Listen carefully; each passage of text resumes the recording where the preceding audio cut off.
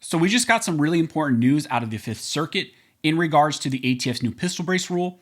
We received an order today, which is pretty urgent, and that is that the Fifth Circuit has in fact granted the request for a preliminary injunction pending the appeal, and that is against the ATF's pistol brace rule. This is, again, breaking news. It just happened today. We've talked about this case, the Mock v. Garland case, which was filed by FPC. They were seeking a preliminary injunction to halt the enforcement of the ATF's pistol brace rule. Because of that rule looming currently, it was set to take full effect on May 31st, when the amnesty period would essentially end. FPC filed for a motion for preliminary injunction. It was an emergency basis, and essentially they were asking for the appeal to essentially take place, but also for there to be a preliminary injunction. And they also requested that that preliminary injunction be a nationwide injunction, that it wouldn't be focused just to individual plaintiffs or specific companies. They wanted a nationwide injunction. We covered that in the last video. So I'm going to read to you the quick order that was issued by the Fifth Circuit. I'll link it down below. Right now it is a unpublished opinion, but it's going to be published. Essentially, this was sent out by FPC. There's still some clarification that needs to happen as of this moment of me filming this. And the clarification is if this is actually a nationwide injunction, if the Fifth Circuit here is going to limit the scope of the injunction. So there is still some clarification. I will try to add that as we get the information. But this comes before the judges Haynes, Engelhardt, and Oldham out of the Fifth Circuit. And it's a per curiam, and it says it is so ordered that the appeal is expedited to the next available oral argument calendar. So they are expediting the hearing of this appeal. And then it states that it is further ordered that appellant's opposed motion for a preliminary injunction pending appeal is granted as to the plaintiffs in this case. So it says as to the plaintiffs in this case. So that is the question where they were asking for a nationwide injunction. From the Fifth Circuit, they wanted it to be a much more expansive injunction. They didn't want it to be limited just to the plaintiffs in the case. From the order, looking at this, it looks like it's just to the plaintiffs of the case. Maybe that's why it was a per curiam opinion.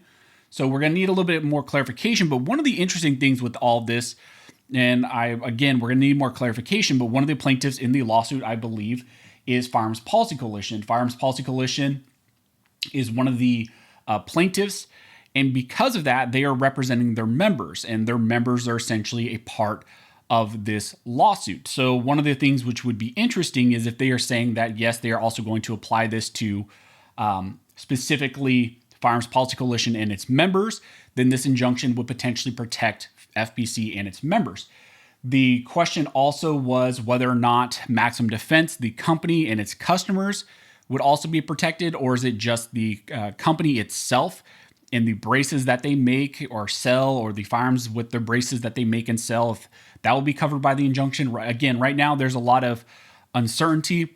We still need some clarification from the court, but we did get an injunction from the Fifth Circuit, and now we need to figure out how expansive is it actually going to be, because again, like I said, FBC was asking for a nationwide injunction, but from how the order reads, it seems like it's much more limited in scope, or it could be limited in scope because they are saying that it is applying to the plaintiffs in the case.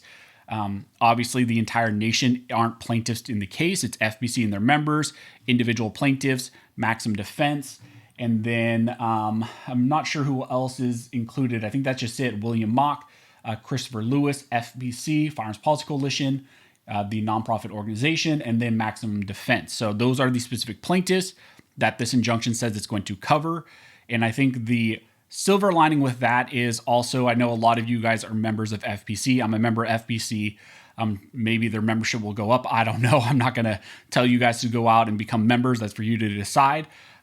Depending on how this plays out, though, it appears that a lot of their members would be covered because, again, they are plaintiffs. So again, good news coming out of the Fifth Circuit. An injunction was granted. I think this is going to lead to a snowball effect to where other cases, other courts will also issue preliminary injunctions.